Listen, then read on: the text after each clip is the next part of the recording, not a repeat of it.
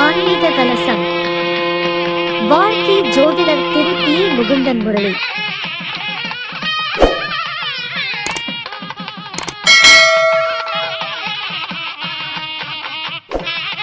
பதிவு செய்த நம்முடைய தாந்திரிய சக்கரவர்த்தி மணிமுரியசன் ஐயா அவர்களுக்கு மனமார்ந்த ஒரு நன்றி வாழ்த்தையும் தெரிவித்துக் கொண்டு, அடுத்ததாக மிகவும் மிகவும் ஆவலுடன் எதிர்பார்த்து கொண்டிருக்கக்கூடிய ஆதிகால பரிகாரம். இந்த ஆதிகால பரிகாரம் அப்படின்றதுனாவே இன்னைக்கு மக்களிடத்தில் மிகப்பெரிய ஒரு விழிப்புணர்வு கொடுத்து கொண்டிருக்கிறது அப்படின்னா நம்முடைய சுப மாரிமுத்து ஐயா அவர்கள் தான். இன்னும் சிறிது நேரத்தில் நம்முடைய ஜோதிடத்துறையினுடைய சூப்பர் ஸ்டார் யதார்த்த ஜோதிடர் செல்விதாம ஐயா அவர்கள் இங்கே வருகை புரிய இருக்கிறார்கள் என்பதனை இந்த நேரத்தில் தெரிவித்துக் கொண்டு, நம்முடைய டாக்டர் சுப மாரிமுத்து ஐயா அவர்கள் அவர் என்னென்ன விஷயங்கள் செய்திருக்கிறார் அப்படின்றத சொன்னால் நிறைய சொல்லிட்டு போகலாம். அதில் சுருக்கமாக ஷார்ட்டாக உங்களுக்கு சொல்லிடுறேன். கிட்டத்தட்ட இது வரைக்கும் ஆதரவற்ற இறந்தவங்களுடைய உடலை 1000க்கு மேற்பட்டதை அவருடைய சொந்த செலவில் அடக்கம் பண்ணியிருக்கிறாரு. அது மட்டும் இல்லாமல் நிறைய ஆன்மீக சேவைகள் தொடர்ந்து செய்து கொண்டு வருகின்றார். ஜோதிட மாநாட்டிற்கு தொடர்ந்து அவரால் முடிந்த அன்னதானங்கள் கொடுத்து கொண்டே இருக்கின்றார். இந்த சென்னை மாநகரில் கூட முதல் மாதாந்திர கருத்தரங்க கூட்டத்தில் ராஜ விருந்து மதியான நேரத்தில் உணவு சாப்பிட்டதுக்கு அப்புறம் நீங்களே சொல்லுவீங்க என்னென்ன புது புது ஐட்டங்கள்லாம் ராஜ விருந்து, இது முழு செலவையும் ஏற்றுக்கொண்டிருந்த நம்முடைய டாக்டர் சுப மாரிமுத்து ஐயா அவர்களுக்கும் இந்த நேரத்தில் மனமார்ந்த ஒரு நன்றி வாழ்த்தையும் தெரிவித்துக் கொள்கின்றோம். ஐயா எங்கள் மகரிஷி ஜோதிட ஆராய்ச்சி அறிவத்துக்கு வளர்ச்சிக்கு எப்பொழுதுமே உறுதுணையாக இருக்கிறார். ஒரு நன்கொடையாகட்டும், இது தேவைகள் பூர்த்தி செய்வதாகட்டும், கேட்டு செய்யக்கூடிய ஒரு நபர். நாங்கள் கேட்கணும் அப்படின்றதெல்லாம் இல்லை. ஐயா இதுக்கு என்ன பண்ணீங்க, முதல் முறையாக சென்னையில் ஆரம்பிக்கும் போது ஐயா உணவுக்கு எதை ஏற்பாடு பண்ணீங்களா, எதை சொன்னீங்களா, செஞ்சீங்களா அப்படின்னு கேட்டார். ஐயா இது வரைக்கும் எந்த முடிவு இல்லைங்க அப்படின்னது. ஏன்னா இந்த சென்னைக்கு ஆரம்பிக்கிறதுன்றது சாதாரண ஒரு விஷயம் அல்ல. இதுக்கு நன்கொடைகள் அப்படின்றதும் சேவைகள் அப்படின்றது ரொம்ப முக்கியம். இப்போ தண்ணி பாட்டில் இல்லைன்னு சொன்னோன்னே இன்னும் கொஞ்ச நாட்டில் வந்துடுவாங்க. வித்யா மேடம் அவர்கள், அவங்க என்னுடைய மாணவி தான். அது மட்டும் இல்லை, இந்த ஸ்பீக்கர் வைக்கக்கூடிய உதவிகள் கேட்ட உடனே அண்ணா நான் என்னென்ன ஹெல்ப் பண்ணட்டுனா கேட்டு உதவி செய்யக்கூடிய ஒரு மனப்பான்மை வித்யா மேடம் அவர்கள் பார்த்தீங்கன்னா 250 தண்ணி கேன் உடனே அவங்க வரல, தண்ணி கேன் முன்னாடி வந்துருச்சு. அப்போ அவங்க வர்றதுக்கு லேட் ஆகுது, தண்ணி கேன் என்ன பண்ணுவாங்கன்னா உடனே அனுப்பி வைக்கிறாங்க. இந்தமாரி ஒவ்வொருத்தருடைய ஒரு ஒத்துழைப்பு மூலமாக நிறைய பேர்த்துடைய முழு ஆதரவோடு இந்த சென்னை மாநகரில் தொடர்ந்து விடாமுயற்சியில் தொடர்ந்து கருத்தரங்க கூட்டங்கள் நடைபெற வேண்டும் அப்படின்றத இந்த நேரத்தில் தெரிவித்துக் கொண்டு, நம்முடைய டாக்டர் சுப மாரிமுத்து ஐயா அவர்கள் ஆதிகால பரிகாரம் அப்படின்னா என்ன, அது நம்ம வாழ்க்கைக்கு எந்த அளவுக்கு உகந்ததாக இருக்கும், அதை நமது வாழ்க்கையில் எப்படி எடுக்க வேண்டும், அதனுடைய நுணுக்கங்கள் என்ன, அதை வைத்து நம்ம வாழ்க்கையில் எவ்வாறு வெற்றி பெற வேண்டும் என்று அடுக்கிக் கொண்டே போகலாம். அந்த மாரி ஒரு விஷயத்தை, அற்புதமான ஒரு கருத்துக்களை இங்கே பதிவு செய்ய இருக்கின்றார். ஐயா அவர்களை உங்களுடைய மிகப்பெரிய ஒரு கைத்தட்டலோடு வருக வருக என அன்புடன் அழைக்கின்றேன்.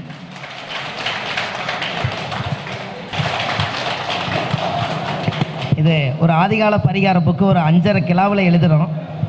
அடுத்தது 7 கிலோவில் ரெடி ஆகிட்டு இருக்குது. 5.5 கிலோவில் புத்தகம் எழுதியாச்சு. இப்போ 1 கிலோ சேர்த்தி வருது. இப்போ வெயிட் போட்டு எழுதுகிற மாதிரி நிறைய விஷயங்கள் மக்களுக்கு கொடுக்கணும். இந்த ஆதிகால பரிகாரம்னு அந்த காலத்தில் ஏதோ ஒரு ஞானம் உதயமாகி நம்ம ஒரு புத்தகத்தை நல்ல விதமாக எழுதலாம் அப்படின்னு நினச்சி இறைவனுடைய அருளால் முள்ள ஆரம்பித்தோம். அது பரிகாரங்கள் எப்படி எடுக்கிறதுங்கிறத பற்றி நான் சொல்லிடுறேன். அதுக்கு முன்னாடி சென்னையில் ஒரு அறிமுகம். பாரம்பரிய திருவள்ளுவர் குல வம்சம், பிரசன்ன ஜோதிடர் சுப மாரிமுத்து. 30 வருஷமாக இந்த துறையில் ஒரே தொழில் காலங்காலமாக செய்துட்டு வர்றோம். இதில் நம்ம பிறந்து வளர்ந்து நம்மளோட போயிடக்கூடாது. இந்த ஜோதிடம் நம்ம முன்னோர்கள் கண்டுபிடிச்சது, நம்ம சித்தர்கள் கண்டுபிடிச்சது. யோகிகள், ரிஷிமார்கள், மகான்கள் இவங்கெல்லாம் லட்சக்கணக்கான யுகங்கள் கடந்து கடந்து இந்த ஆன்மீகம் வந்திருக்கு. அப்பேற்பட்ட இடத்துல இந்த ஒரு ஜோதிடத்தை இன்றைக்கி நம்ம நல்ல விதமாக மக்களுக்காக கொண்டுட்டு போகணுங்கிறதுக்காகத்தான் 30 வருஷம் ஆராய்ச்சி பண்ணி எங்கேயாவது போனால் ஒரு பரிகாரம் எப்படி எடுக்கிறது அப்படிங்கிறத பற்றி நம்ம கொஞ்சம் இப்போ கவனிக்கலாம். ஐயா கொஞ்சம் இங்கே கவனிங்க. கிடைக்கிறது ஒரு 10 நிமிஷம். இன்னும் நிறைய பேர் வருவாங்க. வந்தாங்கன்னா ஒவ்வொருத்தரும் ஒவ்வொரு கருத்து கிடைக்கும். அதில் ஒரு சின்ன ஒரு ஆதிகால பரிகாரத்தை சொல்கிறேன். நீங்கள் வெத்தலையை இது வரைக்கும் யாராவது பார்த்துருக்கீங்களா? வெத்தலை பார்த்துருக்கீங்க. இந்த வெத்தலையாக தான் பார்த்துருப்பீங்க. இந்த வெத்தலையுடைய விஷயம் என்னன்னு யாராவதுக்கு ரகசியமாக யாராவதுக்கு தெரியுமா? வெத்தலை வச்சு தான் திசையை கண்டுபிடிச்சாங்க. யாராவது சொல்ல முடியுமா? அது ஆண் வெத்தலை பெண் வெத்தலை, ரைட்டு, ரொம்ப சந்தோஷம். வெத்தலை வச்சு தான் திசையை கண்டுபிடிச்சாங்க. திசைனா என்னன்னு கேட்டுக்கங்க. நீங்கள் ஒரு பெரிய ஒரு குண்டாவில் தண்ணியை ஊற்றி ஒரு வெத்தலையை காம்போடு ஒரு நீங்கள் வெத்தலை போட்டிங்கன்னா அந்த வெத்தலை எங்கே சுற்றி வந்தாலும் அந்த காம்பு வடக்கு பார்த்தா நிற்கும். எப்படி? அப்புறம் அதிலிருந்து வடக்க வெத்தலை போட்ட உடனேயுமே அப்போ தெற்கு திசை எங்கேன்னு அதுக்கு நேர் முனி வந்து ஆப்போசிட்டு தெக்குன்னு கண்டுபிடிச்சாங்க. அதுக்கப்புறம் சூரிய உதயம் ஆகிறது கிழக்குன்னு கண்டுபிடிச்சாங்க. அஸ்தமனம் ஆகிறத மேற்க கண்டுபிடிச்சாங்க. எப்படி வருதுங்களா ஐயா? இப்போ இந்த வெத்தலைக்குள்ளே இந்த ரகசியம் இருக்குது. அப்போ அந்த காலத்தில் வெத்தலை வச்சு பிரசன்னம் பார்த்தாங்கன்னு முதல்ல நீங்கள் சொன்னீங்க இல்லையா? ஃபஸ்ட்டு இந்த பிரசனம் தான் பார்த்தாங்க. இதான் வெத்தலை பிரசனம். அதுக்கு அந்த காலத்தில் தாம்பூல பிரசனம்னு சொன்னாங்க. அதுக்கு அடுத்தது மிருகங்களை வச்சு திசையை கண்டுபிடிச்சாங்க. எந்த மிருகத்தை வச்சு கண்டுபிடிச்சாங்கன்னா தேவாங்கு பார்த்துருக்கீங்களா ஐயா? தேவாங்கு பார்த்துருக்கீங்க. இந்த தேவாங்க கொண்டுட்டு போய் எங்கே கொண்டு போய் நீங்கள் மரத்தில் விட்டாலும் அது ஏறி போய் உட்காந்து வடக்கு பார்த்தா உட்காரும். அப்போ வடக்கு உட்காந்துச்சுன்னா தெற்கு ஆப்போசிட்டுன்னு தெரிஞ்சிடும். சூரிய உதயம் கிழக்குன்னு தெரிஞ்சிடும். அதுக்கு அடுத்தது மேற்குன்னு தெரிஞ்சிடும். அப்போ தேவாங்க அந்த காலத்தில் அது எங்கே உட்கார்ந்துருக்குதோ அது வடக்குங்கிறத திசையை வச்சு தான் மலங்காட்டுக்குள்ளே எதை நோக்கி போகணும்னு சொல்லி அந்த காலத்தில் போயிருக்காங்க. மலங்காட்டுக்குள்ளே வாழ்ந்தவங்களுக்கு திசை தெரியாதல்ல. இப்போ நம்ம ஒரு வீதியில் போனோம்னா லெஃப்ட்டு ரைட்டு இதெல்லாம் நம்ம சொல்லி வச்சுருக்கோம். ஒரு மலங்காட்டுக்குள்ளே இருக்கிறவங்களுக்கு திசை எப்படி கண்டுபிடிப்பீங்க? அப்போ என்ன பண்ணுவாங்கன்னா உடனே ஒரு பாறையில் தண்ணி இருக்கும். வெத்தலை கிள்ளி போட்டாங்கன்னா வடக்கு சுற்றி வந்து நின்றும் காம்பரஸ் மாதிரி. அப்போ வடக்கு இதுதான், இந்த போகலான்னு போவாங்க. எப்படி அந்த காலத்தை கண்டுபிடிச்சிக்கிறாங்க பார்த்தீங்களா ஐயா? ஐயா இதெல்லாம் நீங்கள் தெரிஞ்சுக்கணும் அல்லவா? இப்போ நான் இந்த வெத்தலை பற்றி இதை சொல்லணும்னு நான் நினச்சேன். இனி நீங்கள் யாராவது ஜாதகம் பார்க்க வந்தாங்கன்னா சாதாரணமாக நீங்கள் வெத்தலை வாங்கிட்டு வந்தால் நம்ம பிரசனம் பார்க்கும்போது இனிமேல் நீங்கள் ஒரு பாத்திரத்தில் தண்ணி ஊற்றி வச்சு ஒரு வெத்தலை எடுத்து போடுங்க. காம்பு எந்த பக்கம் வடக்கு வந்து சுற்றி நிற்குதான்னு பார்த்தீங்கன்னா உங்களுக்கு இன்னும் நம்பிக்கை ஆயிரும் இல்லையா? என்னங்கம்மா? வீட்டில் போய் முதல் வேலையாக அதை அவங்க செய்கிறாங்க. ஏன்னா இந்த மாதிரி ஒரு அதிசயம் கிடைக்காது இல்லைங்களா? ஏன் வெத்தலை தான் பிரசனம். நம்ம தாம்பூல பிரசனம், சோழி பிரசனம், அஷ்டமங்கல பிரசனம், ஜாமக்கோல் பிரசனம், நம்ம எல்லா பிரசனம் பார்க்குறோம். ஒரு மூலிகை நம்மளை என்ன செய்ய வைக்குது இயற்கைக்கு அது நம்மளுக்கு தெரியணும் இல்லைங்களா? நான் வர ஒரு பரிகாரம் எடுத்தேன். காலையில் 6:15 ஃப்ளைட்டுக்கு வந்தோம். அந்த ஃப்ளைட்டில் உட்காந்துருக்கும் போது 3/4 மணி நேரம் கையை கட்டி கம்முன்னு தான் உட்காந்துருக்கணும். அப்போ ஏதாவது இந்த ஆகாயத்தில் பறக்கும்போது நம்ம ஏதாவது யோசிச்சுட்டு வந்தால் நல்லாயிருக்கும், தூங்குறது எப்போ வேணால் தூங்கிக்கலான்ட்டு 4 மணிக்கு எந்திரிச்சு வரும்போது நான் ஒரு சின்ன ஒரு பரிகாரம் வர எடுத்தேன். அதை இன்றைக்கி இந்த மீட்டிங்கில் சொல்லிடணுங்கிறக்காகவே. ஏன்னு கேட்டால் யாராவது ஜாதகத்தில் மகரத்தில் குரு நீசமாக இருக்கிறவங்க கண்டிப்பாக யாராவது இருப்பாங்க இல்லைங்களா? இங்கே யாராவது இருக்காங்களா? ஐயா இருக்கார், பழனி தங்கம் ஐயா இருக்கார், 2 ஐயா 1 3 பேர் இருக்காங்க. மகரத்தில் குரு நீசமாக இருக்கிறவங்க 3 4 5 சூப்பர். இந்த 5 பேர்த்துக்கு இந்த பரிகாரம் இங்கே சேருது பாருங்க.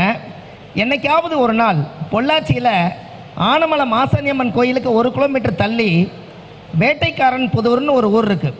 அந்த ஊரில் அழுக்கு சித்தர்னு ஒருத்தர் வந்து 91 வருஷம் ஜீவசமாதி. கரெக்டுங்களா ஐயா? ஐயா கரெக்டா? 91 வருஷம் ஜீவசமாதி. அந்த கோயிலுக்கு போயிட்டு வந்தாங்கன்னா இவங்களுக்கு குரு நீசமாயிரும். அந்த நீசம் வந்து நீசம் தெளிஞ்சிரும். அப்போது இந்த கோவிலை வந்து இந்த ஆதிகால பரிகாரத்தில் உள்ள நான் ஒரு எழுதி வச்சுருக்கேன். அது ஏன் மகரத்தில் குரு நீசமாக இருக்கிறவங்க அழுக்கு சித்திரை போய் பார்க்கணும் அப்படின்னா, மகரம் யாரோட வீடுங்க ஐயா?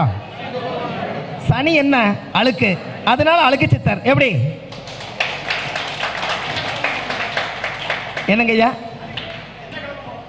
அது வியாழக்கிழமையே வச்சுக்கலாங்க. ஏன்னா வியாழக்கிழமை குரு பூஜை பண்ணுறாங்க. அவருடைய குணம் என்னென்னா, அங்கே போனால் அந்த காலத்தில் 91 வருஷத்துக்கு முன்னாடி அவர் ஜீவசமாதி ஆகாததுக்கு முன்னாடி அவருக்கு அழுக்கு சித்தர்னு எப்படி பேர் வந்ததுன்னா, நம்ம ஏதாவது அவர்கிட்ட போய் குறை சொன்னோம்னா அவர் இப்படி கழுத்தில் இப்படி நெஞ்சில் தேய்ச்சி கையில் ஒரு அழுக்க உருட்டி இதை வச்சுக்கான்னு கொடுத்துருவாராமா, அந்த நோய் குணமாயிருங்களாம். அதனால் அவருக்கு பேரே அழுக்கு சித்தர், அழுக்கு சாமியார்னு சொல்லுவாங்க, அழுக்கு சித்தர். இது கரெக்டான லொக்கேஷன் எதுன்னு கேட்டிங்கன்னா, பொள்ளாச்சியில் ஆனமலை மாசாணியம்மன் கோயிலுக்கு 1 கிலோமீட்டர் தள்ளி வேட்டைக்காரன் புதூர் அந்த ஊரில் தான் அழுக்கு சித்தர் ஃபேமஸ்ஸு. யாரெல்லாம் மகர ராசியில் குரு நீசமாக இருக்குதோ, இல்லை அந்த நீசமாக இருந்து குரு திசை நடக்குதோ, அவங்க ஒரு முறை அந்த கோயிலுக்கு வியாழக்கிழமை அன்னைக்கு அந்த குரு பூஜையில் கலந்துட்டாங்கன்னா அந்த குரு தோஷ நிவர்த்தி ஆகி இவர் வாழ்க்கை சிறப்பாக இருக்குது. எப்படி இப்படி நீங்கள் பரிகாரம் எடுத்தீங்கன்னா ரொம்ப அற்புதமாக இருக்குது இல்லைங்களா? சொல்கிறக்கு ஒரு சித்தர் பரிகாரத்துக்குள்ளே வந்துட்டாரா இல்லையா? அவர் எங்கேயோ இருக்கார், ஆனால் ஜோதிடம் தான் கொண்டு போய் காமிக்குதுங்க. என்ன ஐயா, ஜோதிடம் தான் கொண்டு போய் காமிக்குது, கரெக்டுங்களா? ஜோதிடம் தான் ஒரு சித்தரவே காமிக்குது. அப்போது அந்த பூர்வ ஜென்மத்தினுடைய கர்மா ஐயா வரும்போது சொன்னார், இந்த இடத்துல நீங்கள் எல்லா மாநாட்டிலையும் சொல்கிறீங்க, இந்த யோனி பொருத்தத்தில் வந்து 5வது இடத்த வச்சிருக்கிறாங்களே, அந்த 5வது யோனியாக வச்சுக்கிறத இந்த மாநாட்டில் சொல்லுங்கன்னு ஐயா சொன்னார். இந்த விஷயத்தை நான் சொல்லிடுறேன் உங்களுக்கு. யோனி பொருத்தம் எத்தனாவது வருதுன்னு சொல்லுங்களேன். என்னங்க ஐயா? ஐயா, தினம் கணம் மகேந்திரம் ஸ்ரீதீர்க்கம் யோனி எத்தனாவது வருது? 5. புத்திரஸ்தானம் எத்தனாம் இடம்? ரைட்டு. மக நட்சத்திரம் எந்த ராசியில் இருக்குது? காலச்சக்கரத்துக்கு ரைட்டு. பூர நட்சத்திரம் எத்தனாவது ராசியில் இருக்குது? ரைட்டு. அப்போ மக நட்சத்திரம் மிருகத்தில் வந்து ஆணெலி, பூர நட்சத்திரம் வந்து பெண்ணெலி. இந்த ஆணெலியும் பெண்ணெலியும் ரெண்டும் சேர்ந்து இனப்பெருக்கமாகி 16 நாளைக்கு ஒருக்கா குட்டி போடுறதுனால தான் யோனி பொருத்தம் 5ஆம் பாவனை வச்சிருக்காங்க. ஐயா, கேட்கறதுக்கு எப்படி இருக்குது? ரொம்ப நல்லா இருக்கு. ஏன்னு கேட்டீங்கன்னா, அந்த முன்னோர்கள் அந்த காலத்தில் காலச்சக்கரம்னா மேசம், ரிஷபம், மிதுன, கடக, சிம்மம். இந்த சிம்மம் வந்து சூரியனோட வீடு. இந்த சூரியனோட வீட்டில் அந்த மகமும் பூரமும் என்னன்னு கேட்டீங்கன்னா, அந்த மக நட்சத்திரம் ஆணெலியாவும் பூர நட்சத்திரம் பெண்ணெலியாவும் ஆதி காலத்தில் முன்னோர்கள் எதற்காக வச்சாங்கன்னா, லக்கணத்துக்கு 5ஆம் இடம் பிரித்ததே காலச்சக்கரத்துக்கு 5ல் இந்த 2 நட்சத்திரத்தை வச்சு தான் புத்திரஸ்தானம்னு அந்த காலத்தில் முன்னோர்கள் பேர் வச்சதுனால தான் இனப்பெருக்கமாகி வம்ச விருத்தி ஆகுது. எப்படி அப்போ இனி வந்து அப்போ நீங்கள் என்ன பண்ணலாம்? இந்த ஜாதகரை படி பார்த்தா நீங்கள் யாராவதுக்கு வந்து சாந்தி முகூர்த்தம் முகூர்த்த தேதியெல்லாம் வச்சு கொடுத்தா, இந்த மக நட்சத்திரம் பூர நட்சத்திரம் இவங்க போய் ஒரு பெண்களாக இருக்கிறவங்க சாந்தி முகூர்த்தத்துக்கு அவங்க போய் அலங்காரம் பண்ணி நீ 16 செல்வம் பெற்று 1000 காலத்து பயிரை நீ வம்ச விருத்தி ஆகும்னு இந்த மக நட்சத்திரக்காரையும் பூர நட்சத்திரக்காரையும் ஆணையும் பெண்ணையும் சேர்த்தி வச்சு அவங்க சாந்தி முகூர்த்தத்துக்கு அவங்க வம்சத்தில் உதவி செஞ்சாங்கன்னா அவங்க வழியில் வந்து ஆண் குழந்தைக்கு பெண் குழந்தைக்கு பஞ்சமே இருக்காது. எப்படி இப்போ இனி இதுலேருந்து என்ன தெரிஞ்சுக்குவீங்கன்னா, புத்திர பாக்கியம் கைராசியாக இருக்கணும்னா கல்யாணம் மூக்கும் போதே மணமேடையில் மக நட்சத்திரக்காரையும் பூர நட்சத்திரக்காரையும் நிறுத்திட்டாலே இவங்களுக்கு குழந்தை பாக்கியம் உண்டுங்கிறது உறுதியாயிருச்சு. ஐயா, அப்படி தானே? ஏன்னா அந்த நம்ம மனுஷனா பார்க்காதீங்க, நமக்குள்ள ஒரு கிரகம் இருக்குதா இல்லையா? கரெக்டு தானுங்க? மனுஷனா பார்க்காம நம்ம ஒரு கிரகமாக பார்த்தீங்கன்னா அதுக்குள்ள ஒரு விஷயம் இருக்குமில்ல? கரெக்டு தானுங்கம்மா? அப்போது அந்த காலத்தில் முன்னோர்கள் இப்படித்தான் ஜாதகத்தை பிரிச்சிருக்காங்க. பாருங்க, மேசத்திலிருந்து 10வது வீடு எந்த ராசி வருதுன்னு சொல்லுங்க? மகரம். ஒரு தாயுடைய கருவறையில் இருந்து குழந்தை உருவாகி எத்தனை மாதம் வயிற்றில் இருக்கும்? சரி, 10வது மாதம் மகரம்னு நீங்கள் சொல்லிட்டீங்க. மகர ராசியில் என்னென்ன நட்சத்திரம் இருக்குது? உத்திராட நட்சத்திரம் இருக்குது, திருவோணம் இருக்குது, அவிட்டம் இருக்கு. ரைட்.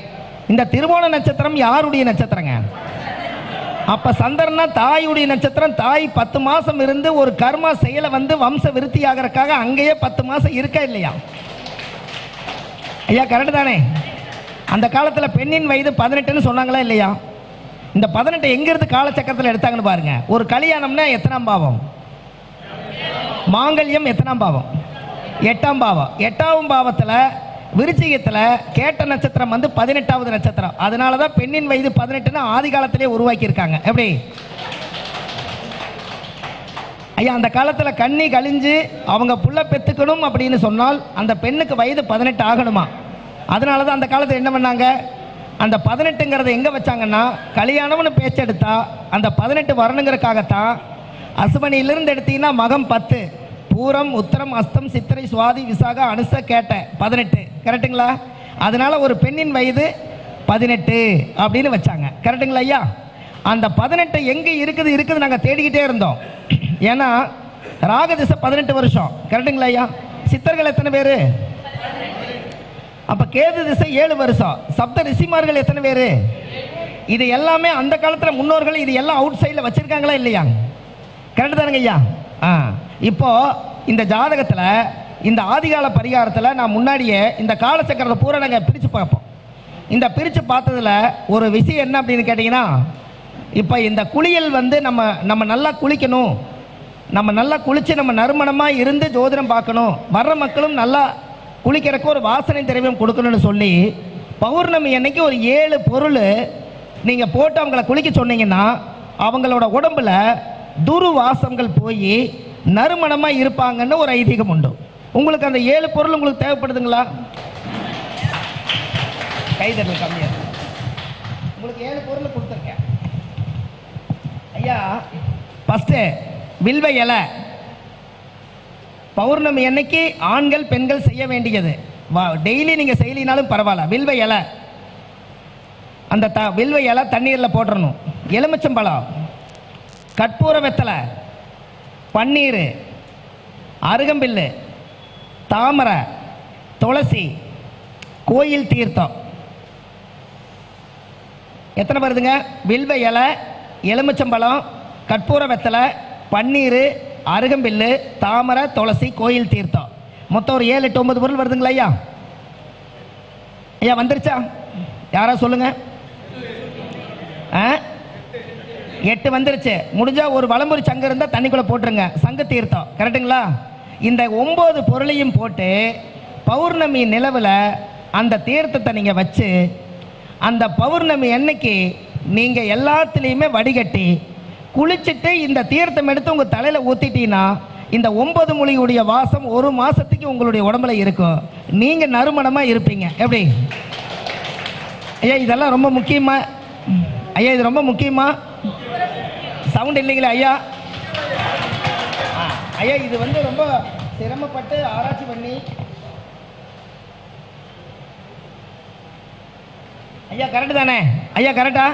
இனி யாராவது வந்தாங்கன்னா ஐயா, நீங்கள் யாராவது வந்தாங்கன்னா இந்த 9 பொருள் எழுதி கொடுத்துட்டீங்கன்னு வைங்க. அவர் என்ன பண்ணுவார் தெரியுமா? மனசுக்குள்ளே நிறைய கவலையோடு வருவார். ஜோசியம் பார்க்க நிறைய கவலையோடு வந்துங்க, ரொம்ப வேதனைப்பட்டு போயிட்டுங்கன்னு வருவார். அவர் வந்து ஜாதகம் பார்த்து நீங்கள் எல்லாம் கோயிலுக்கெல்லாம் எழுதி கொடுப்பீங்க. இந்த கோயிலுக்கு போகிறதுக்கு முன்னாடி இந்த தீர்த்தத்தில் குளிச்சுட்டு நீங்கள் கோயிலுக்கு போங்கன்னு சொன்னால் எப்படி இருக்கும் ஐயா? நீங்கள் கோயிலுக்கு போக சொல்லிட்டீங்க, முடக்கோயில் எடுத்து கொடுக்குறீங்க, திதி கோயில் எடுத்து கொடுக்குறீங்க, யோக கோயில் எடுத்து கொடுக்குறீங்க. அவங்க ஆல்ரெடி 4-5 கோயிலுக்கு அவங்க போகணும். ஆனால் ஒரு பெண்ணோட ஒரு உடம்புல, நீங்கள் ஆணோட உடம்புல பெண்ணோட உடம்புல தினம் 4 பேர்த்து நம்ம சந்திக்கிறோம், 4 இடத்துக்கு நம்ம போகிற வர்றோம். அங்கே இருக்கிற நெகட்டிவ் வைப்ரேஷன் நம்ம உடம்புல இருக்குமா இருக்காதாங்க? சரி, அப்போ இதையை நம்ம வந்து ஒரு அண்டாவில் ஊற வச்சு பௌர்ணமி குளிக்கிறதும் வெள்ளிக்கிழமை செவ்வாய்க்கிழமை குளிக்கிறதும் இது நமக்கே நல்லது தானே? சவுண்டே இல்லைங்களே. ஒரு குழந்தை படிக்கவே மாட்டேதுன்னு என்கிட்ட வந்தாங்க. நான் ஜாதகம் பார்த்து என்கிட்ட காசே இல்லைங்க, ஜாதகம் பார்க்குறக்கே காசு இல்லை, நீங்கள் ஒரு தர்ம ஜோதிடமே எனக்கு பார்த்து சொல்லணும் அப்படின்ட்டு வந்தாங்க. அந்த குழந்தை பார்த்தா நல்லா ஜாதகத்தில் படிப்பு இருக்குது. ஜாதகத்தில் படிப்பு இருக்குதுன்னு எப்படி கண்டுபிடிப்பீங்க சார்? ஜாதகத்தில் படிப்பு இருக்குன்னு எப்படி கண்டுபிடிப்பீங்க? அப்புறங்க அடுத்தது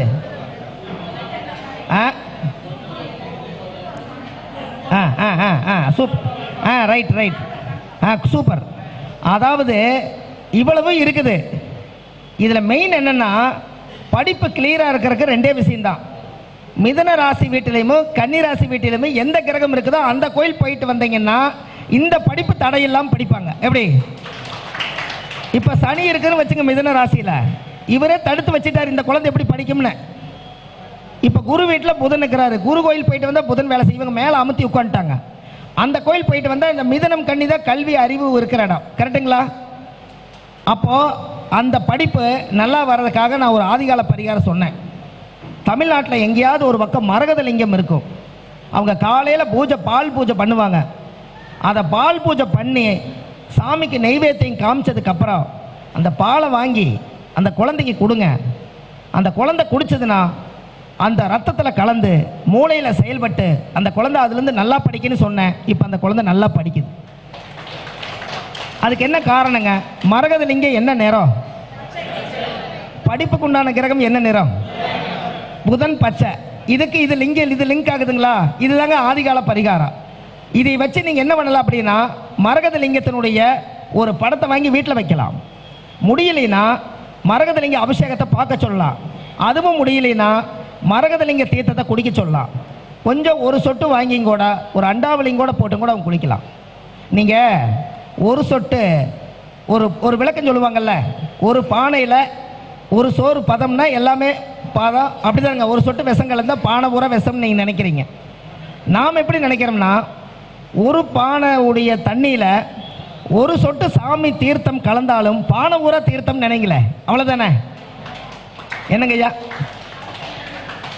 ஒரே ஒரு சொட்டு சாமி மேலே ஊற்றின தீர்த்தத்தை அது விஷமாக மாற்றாமல் அது சுபமாக மாற்றினீங்கன்னா அந்த பானை பூரா தீர்த்தம்ங்கிறத நம்ம நினச்சிட்டாலே நம்ம வாழ்க்கை நல்லா இருக்குமா நல்லா இருக்காதாங்க?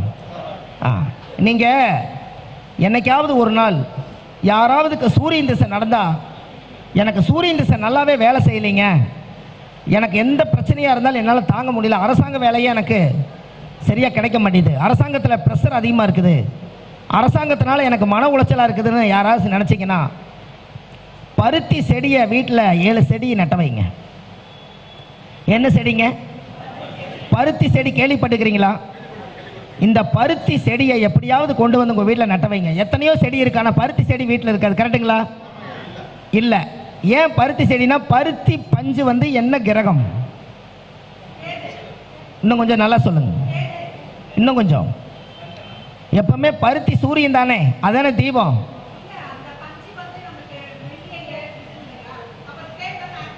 அது ஆகும், அதாகுங்க, கண்டிப்பாக ஆகும். பருத்தி வந்து பஞ்சு மெத்தையில் ராஜா தான் படுத்திருந்தார். ராஜா சூரியன் தானே ஐயா. அப்புறம் அந்த பருத்தி பஞ்ச திரிய நசுக்கி தீபம் போடுறதுக்காகத்தானே அதிகமாக யூஸ் ஆகுது. அப்போது அந்த கேதுங்கிறது ஆன்மீகமாகவும் அது சூரியனாக தானே இயங்குது. அப்போ யாருக்கெல்லாம் அந்த சூரியனுடைய பிரச்சனை, அரசாங்க பிரச்சனை இருக்குதோ, அவங்க பருத்தி சொடியை வீட்டில் நட்ட வச்சு தண்ணி ஊற்றிட்டு வந்தாங்கன்னா அவங்களுக்கு அரசாங்க பிரச்சனை தீரும். இது வரைக்கும் இந்த மூலிகை யாரும் கண்டுபிடிச்சிருக்க மாட்டாங்க. கரெக்டுங்களா ஐயா? ஏன்னா நம்ம வீட்டில் வச்சுருக்க மாட்டோம். பருத்தி செடி ஏதாவது கிராமங்களில் விவசாயிகள் தானே இருக்கும், வேறு எங்கேயும் இருக்காது இல்லைங்களா? இதெல்லாம் அந்த காலத்திலேயே ஒரு அந்த உண்டு, பருத்தி சோலையை நிறுத்தி கேட்டேன் அப்படின்னு ஒரு பாடம் உண்டு. அந்த காலத்தில் முன்னோர்கள் எல்லாம் இப்படி தான் அந்த காலத்தில் உது வச்சாங்க. நீங்கள் இது வரைக்கும் நம்ம எங்கே தூங்குறோங்க ஐயா? பெட்ரூமில். எப்பவுமே கார்த்திகை விளக்கு ஒரு பெட்ரூமில் பருத்தி பஞ்சில் விளக்கு போட்டு எப்பவுமே ஒரு அணையாத விளக்கு அந்த வீட்டில் எப்பவுமே எரிஞ்சிட்டு இருந்தா அந்த வீட்டில் போய் பாருங்கள், நீங்கள் நிம்மதியாக தூங்குவீங்க. எப்படிங்க? நம்மளுடைய படுக்கை அறையில் ஒரு கார்த்திகை விளக்கு, மண் விளக்கு போட்டு ஒரு பருத்தி பஞ்சில் திரிய போட்டு அது வாட்டுக்கு எரிஞ்சிட்டு இருந்தா எப்பவுமே உள்ளே போகும்போது அந்த பிரச்சனை தானாக நிவர்த்தி ஆயிடும். அது ஏன் அப்படின்னா, நம்ம இது வரைக்கும் டிஸ்டி எடுத்துக்கிறோம் இல்லைங்களா? இது வரைக்கும் நம்ம டிஸ்டி எடுத்துருக்குறோம். நம்மளுடைய உடம்பு படுக்கை அறையில் போய்த்தான் தலை வச்சு தூங்குறோம்.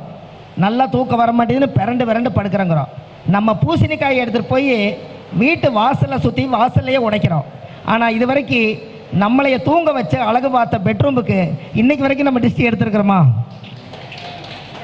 சவுண்டு கம்மியாக இருக்கு, வர கைதட்டல்.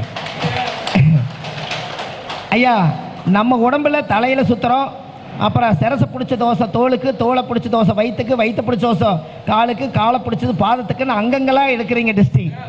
அப்போ நம்ம வீட்டில் இருக்கிறது வந்து நம்ம கிச்சனில் வந்து எத்தனையோ உயிர்களை கொன்று சிக்கன் மட்டன் செய்கிறோம், டிஸ்டி அங்கே எடுக்கிறதில்ல.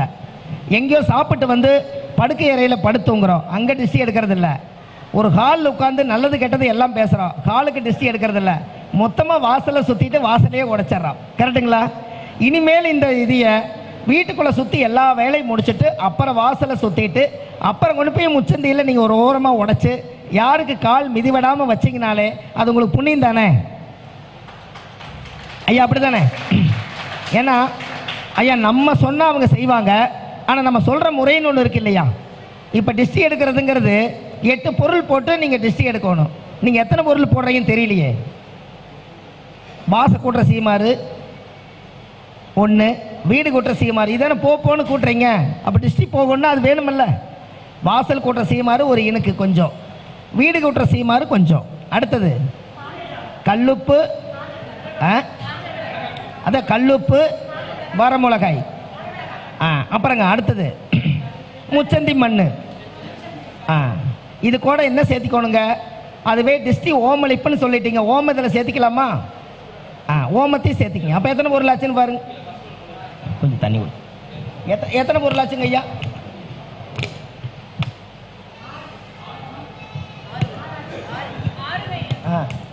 அதாவது எள்ளு, ஓமம், நவதானியம் இதெல்லாம் சேர்த்திக்கிங்க.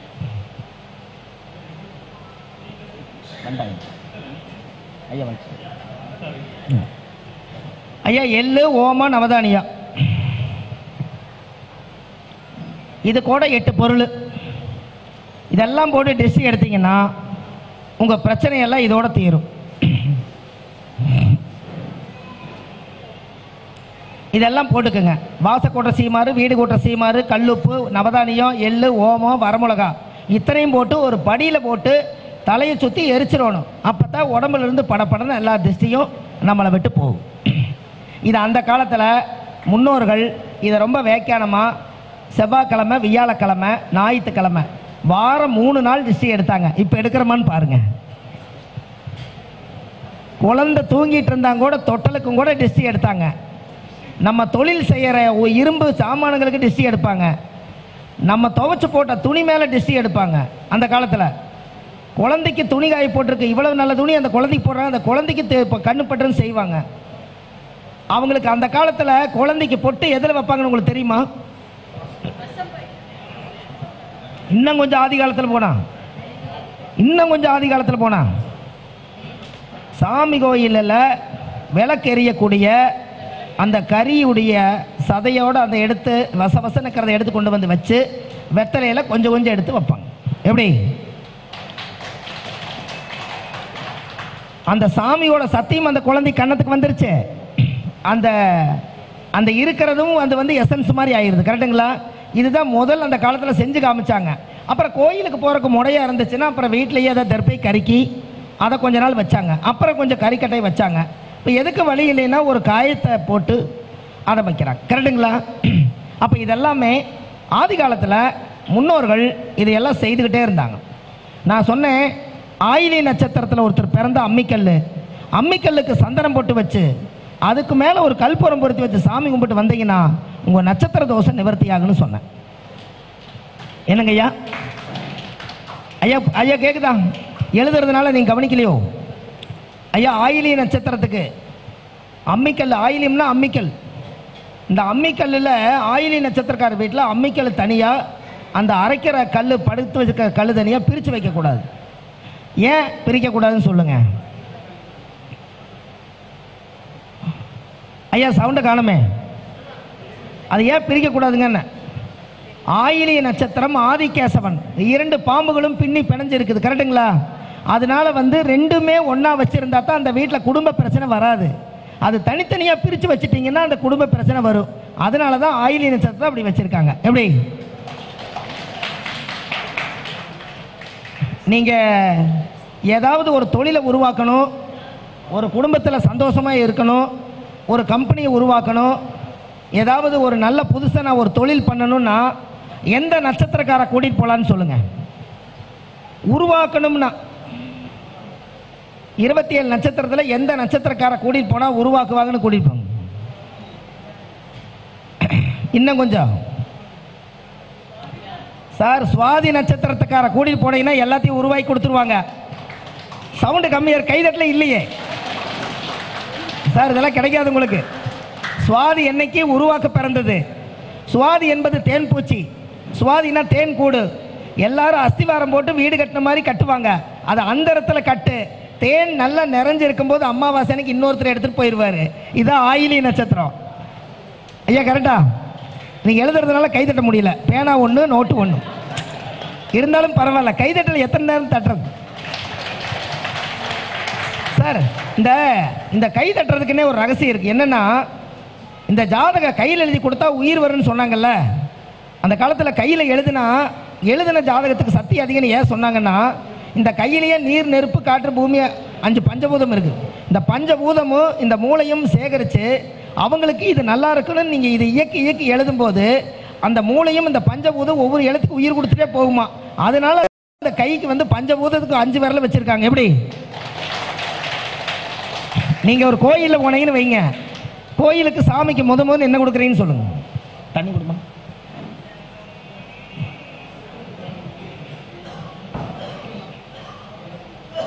ஐயா, கோயிலுக்கு நீங்கள் போனீங்கன்னா தட்டில் என்ன வாங்கிட்டு போகிறீங்கன்னு சொல்லுங்கள்.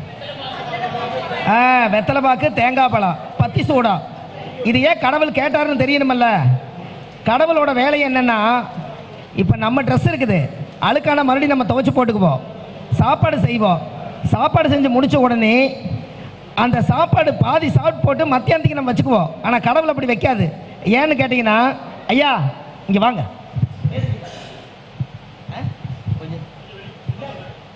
ஐயா எங்களுக்கு காதுக்கு வருது, அங்கே போங்கன்னு. ஐயா ஏன்னு கேட்டிங்கன்னா, இந்த மாதிரி அவங்க இங்கே நான் இங்கே பேசிகிட்டு இருக்கிறேன், எனர்ஜி கொடுத்து அவர் அங்கே ஃபோன் நம்பர் வாங்கிட்டு இருக்காரு. இன்னும் கொஞ்சம் பொறுத்து ஒரு 5 மணிக்கு மேலே அவர் வீட்டுக்கு வரைக்கும் போய் பேசலாம். ஐயா இங்கே பாருங்க, தேங்காயை உடைச்சிட்டிங்கன்னா சாமிக்கு அது திரும்ப வருமா? பூமியில் வச்சா வராது. வாழைப்பழத்தை உளிச்சு சாமிக்கு நெய்வேத்தியம் பண்ணிட்டா மறுபடியும் வாழைத்தார்லேருந்து வாழைப்பழம் வருமா? வராது. அப்புறம் என்ன வச்சிங்க? தேங்காய் பழம், பத்தி சூடா. பத்தி பற்ற வச்சு புகையாக பிரபஞ்சத்துக்கு போயிடுச்சுன்னா பத்தி மறுபடியும் உருவாகுமா? உருவாகாது. அடுத்து சூடம் பற்ற வச்ச சூடம் மகுடம் ஏறிடுச்சுன்னா மறுபடியும் சூடமாக ஆகுமா? வராது. வெத்தலை கிள்ளிட்டு வெத்தலை வச்சா வெத்தலை வருமா? வராது. பாக்கு உருண்டையாக இருக்குது, அதை கட் பண்ணி பாக்கா வச்சுட்டு பாக்கா வருமா? இந்த 6 பொருள் 7 பொருள் சாமிக்கு படைச்சு திரும்ப வராதனால தான் தேங்காய் பழம், பத்தி சூடம். எப்படி ஐயா எப்படி இருக்குது? இந்த பக்கம் ஏரியாவில் சூப்பரே சொல்லலைங்க ஐயா. திருநூறு, சந்தனம், குங்குமம். இந்த திருநூறு காலையில் நம்ம திருநூறு வச்சிடறோம், அப்புறம் சந்தனம் வைக்கிறோம், அப்புறம் குங்குமம் வைக்கிறோம். இதெல்லாம் அந்த காலத்தில் ஆன்மீகம். இது என்ன பொருள்? திருநூறு எதுக்கு வைக்கிறோம்? ஒரு ஆணுடைய உயிர் உருவாகிறது, ஆணுகட்டிருந்து உயிர் வந்து திருநூறு வெள்ளையாகும். ஒரு பெண்ணு கட்டிருக்கக்கூடியது சந்தனம், குங்குமம் வந்து ஒரு சிவப்பு நிறமாகும். அது ரெண்டும் சேர்ந்து குழந்தையானால் சந்தனம் வச்சால் அந்த 2 பேரும் சேர்ந்து இணைஞ்சு ஒரு குழந்தை பிறந்து சந்தான பாக்கியம் பிறகு சந்தனம் வைக்கிறோம். எல்லாம் இதுக்குள்ளேயே இருக்குதுங்களா ஐயா? ஐயா இதுக்குள்ளேயே இருக்கா? நம்ம திருநூறு வச்சோம், எங்கே வைக்கும் போதே நீங்கள் எத்தனை பட்டைங்க ஐயா வைக்கிறீங்க? இதுலையே அம்மா அப்பா குழந்தை வந்துருச்சா இல்லையா? இதுலேயே 3 வந்துருச்சு. 3ஆம் நம்பர் என்ன? குரு. அப்போ திருநூறு ஆணுடைய உயிரணுக்கள். அந்த அது வந்து செவ்வாயுடைய ஆதிக்கம் சிவப்பு, சுக்கிரனுடைய ஆதிக்கம் வெள்ளை. இந்த ரெண்டும் சேர்ந்து காலச்சக்கரத்துக்கு 2 7 இது ரெண்டும் சேர்ந்து ஒரு சந்தனம் ப்ளஸ் சந்தானம். இந்த சந்தனத்தை இந்த இடத்துல வைக்கிறது எதுக்குன்னு கேட்டால், இந்த ஆக்னேயம்னு சொல்லுவாங்க. இந்த அறிவோட பற்றி முத்தி போய் இந்த இடத்துல ஒரு உயிர் வந்து துடிச்சுக்கிட்டே இருக்குமா. இந்த இடத்த எப்பவும் சாந்தமாக வச்சிருக்கணுங்கிறதுக்காகத்தான் கேரளாவில் சந்தனத்தை எப்பவுமே அந்த இடத்துல வச்சுருப்பாங்க. அந்த உயிர் வந்து வெளியில் துடிச்சுக்கிட்டே இருக்குமா. அது சாந்தப்படுத்தி சந்தனம் வச்சா நம்ம மனசும் நம்மளுடைய உடலுடைய வேகமும் அது சாந்தமாகுங்கிறதுக்காக சந்தனம் வச்சாங்க. எப்படி? நான் டெய்லி இந்த இடத்துல சந்தனம் விஸ்வாமித்திர கோயிலில் கொஞ்சம் கொடுத்தாங்க. அதையே கொஞ்சம் அரைச்சி நான் கொஞ்சம் சந்தனம் வச்சுக்குவேன். ஏன்னா இருக்கிற வேகத்துக்கு இதை இப்போ பேசினார் பார்த்தீங்களா, இதுக்கு ஒரு கப் நெத்தி துடிக்கூடாதல்ல.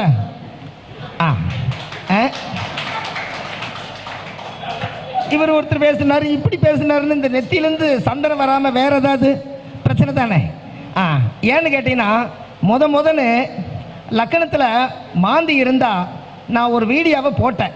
இன்றைக்கி விஸ்வாமித்திர கோயிலில் நானே போய் சாமி கும்பிட முடியல. லக்கணத்தில் மாந்தி இருந்தால் பிரேத தோஷம் அந்த குடும்பத்தில் உண்டு, அந்த ஜாதகக்காருக்கு உண்டு. அதனால் ஒரு ஆதரவற்ற பிரேதம் எடுத்து அடக்கம் பண்ணுங்க. ஒரு அனாதி பணத்தை அடக்கம் பண்ணி அதுக்கப்புறம் ஒரு 7 நாள் கிளம்பிச்சு 16 நாள் கிளம்பிச்சு ஒரு திதி தெப்பனம் கொண்டு போய் கொடுத்துட்டு வந்தால் அந்த குடும்பத்தில் பிரேத தோஷம் நிவர்த்தியாகும். என்னங்க இதை முதன்னு வள்ளுவர் வாக்கு யூடியூப் சேனலில் எனக்கு தெரிஞ்ச அளவுக்கு இதை சொன்னேன். ஏன்னா அந்த மாந்தி கணிதம் வந்து பேனாவிலேயே நான் கணக்கு போட்டு ஆதி அந்த பரமநாளிகை தாய் மாதா கற்பத்தில் சென்றது போக நின்றது எவ்வளவுன்னு கணக்கு போட்டு இந்த குளிகை நாளிகை வச்சு மாந்தி எடுத்தால் குளிக நின்ன வீடு குட்டிச்சவருன்னு அந்த காலத்தில் ஒரு பழமொழி உண்டு. அப்போ லக்கணத்தில் போய் நின்றுச்சுன்னா லக்கணமே குளிகை நின்ன வீடு குட்டிச்சவரான அந்த ஜாதகர் எப்படி பிழைப்பார் இல்லைங்களா? அதனால தான் அந்த லக்கணத்தில் மாந்தி இருந்தால் அது பிரேத தோஷ ஜாதகம். வாழ்க்கையில் ஒரு நாளாவது ஒரு ஆதரவற்ற பிரேதத்தை எடுத்து அடக்கம் பண்ணுங்க. இது ஏன் விஸ்வாமுத்திர கோயிலுக்கு போயிட்டு வந்தால் இந்த மாந்தி தோஷ நிவர்த்தி ஆகுன்னு சொன்னேன்னா நிறைய மாந்தி கோயில் இருக்குது. நான் ஏன் விஸ்வாமுத்திர கோயில் எடுத்தேன்னா இந்த ஒரு விஷயத்தை நீங்கள் கண்டிப்பாக கொஞ்சம் நிமிர்ந்து நின்று நீங்கள் கேட்டே ஆகணும். அது ஒரு 2 நிமிஷம் சொல்லிடுறேன். ஏன்னா இது எனக்கு கொடுக்குறதில்ல, ஒரு விஸ்வாமுத்திரர். இந்த விஸ்வாமுத்திரர் வந்து தசரத மகாராஜாவுடைய மகன் தான் ராமர். இந்த ராமருடைய ஜாதகத்தில் மாந்தி தோஷம் இருந்திருக்கு. அவர் என்ன காலம் சூழ்நிலையில் என்ன ஆயிடுச்சு, ராவணனை கொல்ல வேண்டிய சூழ்நிலை வந்ததுனால இவருக்கே பிரேத தோஷம் பிடிக்குது. யாருக்கு? ராமருக்கு.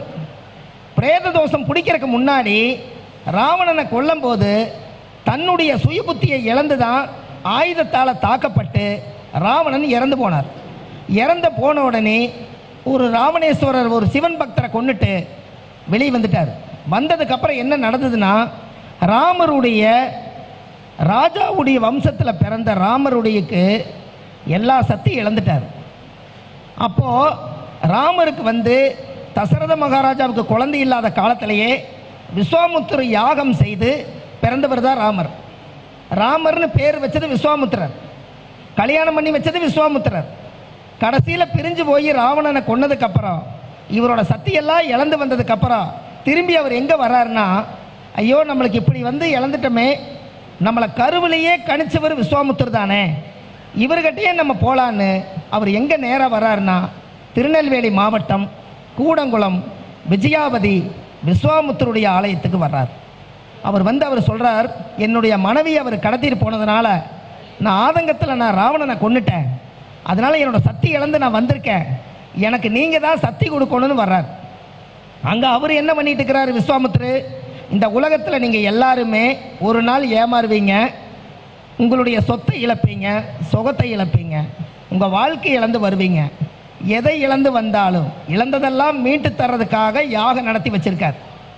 அப்போ அந்த கோவிலில் போய் நவக்கலச பூஜை பண்ணி ராமருக்கு தீர்த்தம் எடுத்து ஊற்றுனதுக்கப்புறம் இழந்த சக்தியெல்லாம் மீண்டு வந்தது. அப்போ ராமருக்கு அது இழந்த சக்தியெல்லாம் அந்த தீர்த்தம் எடுத்து ஊற்றுனதுக்கப்புறம் மனைவியை விட்டு பிரிஞ்சு போனார். மனைவி திரும்ப வந்தது. ஒரு நாடு விட்டு நாடு அயோத்தி விட்டு இலங்கை போனார். மறுபடியும் அயோத்தியில் ராமர் ஜென்ம பூமியாக உருவாச்சு. லவகுஷனை விட்டு குழந்தையை விட்டு பிரிஞ்சு போனார். குழந்தைகள்லாம் வந்து சேர்ந்தாங்க. அப்பாவுக்கு ஈமகாரியம் செய்யறதுக்கு போகாமல் வனவேசம் போயிருந்தார். அதுக்கப்புறம் வந்து அப்பாவுக்கு ஈமகாரியம் பிண்ட தர்ப்பணம் கொடுத்தார். அப்போ இழந்த சக்தியெல்லாம் மீண்டு வந்தது. யாருக்கிட்ட போய் ஆசீர்வாதம் வாங்கி வந்ததுன்னா விஸ்வாமுத்திரர்கிட்ட போய் தான் வந்தது. அப்போ யாருக்கெல்லாம் அப்போ ராமரே ஒரு உயிரை கொண்டுட்டார். அவருக்கு பிரேத தோஷம் முடிச்சு போனதுனால அந்த ஜாதகருக்கு ராமர் போய் விஸ்வாமுத்திரர்கிட்ட போய் பூஜை பண்ணி சாமி கும்பிட்டதுனால தான் அந்த பலன் திரும்ப வந்தது. அதை வச்சு தான் நான் பரிகாரமாக ஆதிகால பரிகாரமாக விஸ்வாமுத்திர கோவிலை யார் வந்து நம்ம முன்னோர்கள் இறந்தவங்க காணாமல் போய் இறந்தாலும் கூட அதுக்கெல்லாம் போய் ஈமகாரியம் செய்யறதுக்கு விஸ்வாமுத்திர கோயிலில் போய் நவக்கலச பூஜை பண்ணி அந்த தீர்த்தம் எடுத்து ஊற்றியாச்சுன்னா எல்லாத்துக்கும் இழந்த சக்தியெல்லாம் மீண்டும் வந்துடும். எப்படி?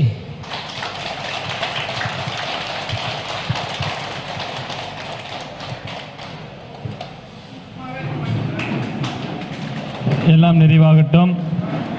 நம்முடைய யதார்த்த ஜோதிடர் செல்வி தாமு ஐயா அவர்கள் வருகை புரிந்திருக்கிறார். அனைவரும் கொஞ்சம் கைத்தட்டி உற்சாகப்படுத்தினோன்னு ரொம்ப சிறப்பாக இருக்கும். இந்த விழாவினுடைய தலைமை மிக சிறப்பான முறையில் நமக்கு உற்சாகத்தையும் உத்வேகத்தையும் கொடுத்து கொண்டிருக்கக்கூடிய நம்முடைய செல்வி தாமு ஐயா அவர்கள் மகரிஷி ஜோதிட ஆராய்ச்சி அறிவித்தின் சார்பாக வருக வருக என அன்புடன் அழைக்கின்றோம். உங்களுடைய கைத்தட்டலோட மகிழ்ச்சி. ஐயா அப்படியே கண்டினியூ பண்ணி ஐயா ஐயா வந்திருக்காங்க. ஐயா எங்களுக்கெல்லாம் வந்து ஒரு பெரிய வழிகாட்டி.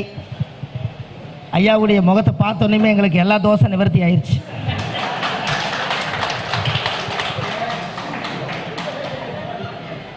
ஐயா இப்போ நம்ம விஸ்வாமுத்திரை பற்றி பேசணுன்னே முடிக்கும் போது ஐயா வந்தாரா இல்லைங்களா? ஒரு பெரிய பெரிய மகான்கள் எல்லாம் இப்படித்தான் ஆத்மாத்மா பேசும்போது சகனமாக வருவாங்க. கரெக்டுங்களா ஐயா? விஸ்வாமுத்திரன் நவகலச பூஜை பண்ணி ராமர் தலையில் ஊற்றினோடனே இழந்த சக்தியெல்லாம் மீண்டு வந்ததுன்னு சொல்லும்போது நம்ம ஐயா வந்து வலதுகால எடுத்து வச்சு கரெக்டாக உள்ளே வர்றாங்க. இதுலேருந்து என்ன தெரியுதுங்க? அப்போது அந்த யாருடைய ஜாதகத்தினை எல்லாம் ஆத்மாத்மா நம்ம முன்னோர்கள் லக்னத்தில் மாந்தி யாருக்கு இனி பிறக்கிற குழந்தைக்கே இருந்தாலும் கூட அந்த மாந்தி தோஷத்துக்கு விஸ்வாமுத்திர கோயிலுக்கு ஒரு முறை அவங்க போய் நவகலச பூஜை பண்ணி அந்த கடலில் உருண்டு அந்த சாமியை கும்பிட்டு வந்தாங்கன்னா அவங்க வம்சத்தில் அடுத்தது பிரேத தோஷம் வரவே வராது. எப்படிங்க? அப்போது இதை நம்ம சொல்லி நிறைய மக்கள் வந்து அந்த கோவிலுக்கு போய் புண்ணியம் செய்வதற்கே புண்ணியம் செய்திருக்க வேண்டும். அவங்க எல்லா புண்ணியத்தையும் இப்போ வாங்கிட்டு வராங்க. இப்போ அந்த கோவிலுக்கு நிறைய பேர் மக்கள் போகிறாங்க. பௌர்ணமி அன்னைக்கு ஒரு 1000 பேர் 2000 பேர் போகிறாங்க. நானும் கூட ஒரு 50 பேர்த்த பஸ்ஸில் வச்சு மாதம் கூட்டிகிட்டு போகிறேங்க. அங்கே கூட்டிகிட்டு போய் கடலில் குளித்து விஸ்வாமுத்திர தரிசனம் பண்ணிவிட்டு இன்மையிலும் நன்மை தருவார் கோயிலில் போய் மோட்ச தீப விளக்கேற்றிட்டு எல்லா மக்களையும் கொண்டு வந்து 2 நாள் பௌர்ணமி அன்னைக்கு கொண்டு போய் விடுறோம். இது எல்லாம் அந்த காலத்தில் முன்னோர்கள் இது குளியனுடைய அமைப்பை வச்சு தான் சொல்லியிருக்காங்க. அதனால் இன்னமும் இந்த ஆதிகால பரிகாரத்தை டைம் இருக்கும்போது உங்களுக்கு நிறையா டிப்ஸு சொல்லியிருக்கேன். உங்களுக்கெல்லாம் எப்படி இருந்துச்சுங்க ஐயா? ஆமாம், ரொம்ப சந்தோஷங்க. ஐயெல்லாம் வந்திருக்காங்க. நிறைய பேர் பேச வேண்டியது இருக்குது. இடைவேளை விட்டு சாயந்தரம் ஏதாவது வாய்ப்பு கிடைச்சால் ஒரு 10 பரிகாரம் வச்சுருக்கேன், உங்களுக்கு நான் தருகிறேன். பின்னாடியே ஒரு அன்னதானம் இருக்குது. இந்த முதல் முறையாக இது வரைக்கும் நம்ம எல்லா பக்க ஜோதிட மாநாடுகளுக்கு என்னால் முடிஞ்சது ஒரு அன்னதானம் செய்வேன். எங்கே வந்து அன்னதானம் செய்யணுன்னா ஐயா ராகவேந்திரா அந்த சித்தருடைய மண்டபத்தில் வந்து செல்வி ஐயா அவங்களுடைய தலைமையில் இவ்வளோ பெரிய ஒரு மாநாடு ஒரு கருத்தரங்க நடக்கிறதுக்கு என்னுடைய எல்லா பக்கம் சாப்பாடு போட்டு வந்து 48வது அன்னதானமாக ஐயாவுடைய மடத்தில் தான் நடக்குதுங்க. அது 48ங்கிறது ஒரு மண்டலம்னு நினைக்கிறேன். கரெக்டுங்களா? 48 ஒரு மண்டலம். அந்த இப்போ இது வந்து ஒரு புண்ணிய பூமி. இந்த இடத்துல நீங்கள் பாதம் பட்டிருக்கு ராகவேந்தருடைய கோவிலுக்குள்ளே நீங்கள் வந்திருக்கிறீங்க. இங்கே நீங்கள் உங்களுடைய ஜாதகத்தில் இருக்கக்கூடிய 9 கிரகங்களும் உங்களுக்கு இப்போ வந்து எல்லா கிரகங்களும் யாருக்கெல்லாம் உச்சமாக நீசமாக நட்பாக பகையாக யாரு இருந்தாலும் இந்த மண்ணை மிதித்ததுனால உங்கள் ஜாதகத்தில் இருக்கிற எல்லா நவகிரக தோஷம் இன்னையோடு உங்களுக்கு நிவர்த்தி ஆயிடுச்சு. ஆமாம், அதனால் நல்லபடியாக இன்னமும் மென்மேலும் வளர்ந்து இந்த கூட்டம் மாதம் நடக்கும். புதிய ஜோதிடர்கள் வந்து நல்ல கருத்துக்கள் எல்லாம் கொடுப்பாங்க. இதையெல்லாம் வாங்கி கொண்டு வரக்கூடிய மக்களுக்கு ஒரு நல்ல ஒரு பரிகாரமாக செய்து எல்லா மக்களையும் வாழ வைக்கலாம்னு சொல்லி அடியேன் சுப மாரிமுத்து உங்களிடமிருந்து விடைபெறுகிறேன். நன்றி, வணக்கம். ஆதிகால பரிகாரம்னா என்ன அப்படின்ற ஒரு விஷயத்தை அற்புதமான முறையில் விளக்கத்தை கொடுத்த நம்முடைய ஆதிகால நிபுணராக இருந்து திகழ்ந்து கொண்டிருக்கக்கூடிய நம்முடைய சுப மாரிமுத்து ஐயா அவர்களுக்கு இப்பொழுது பொன்னாடை போற்றி சந்தனமாலை அணிவித்து சிறப்பு செய்ய இருக்கின்றது. உங்களுடைய கைத்தட்டல் உற்சாகத்தோடு ஐயா அவர்கள் பொன்னாடை போற்றி சிறப்பு செய்யுமாறு கேட்டுக்கொள்கின்றோம்.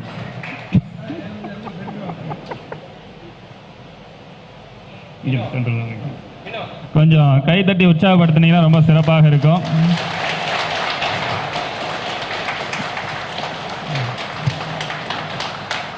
நீங்களே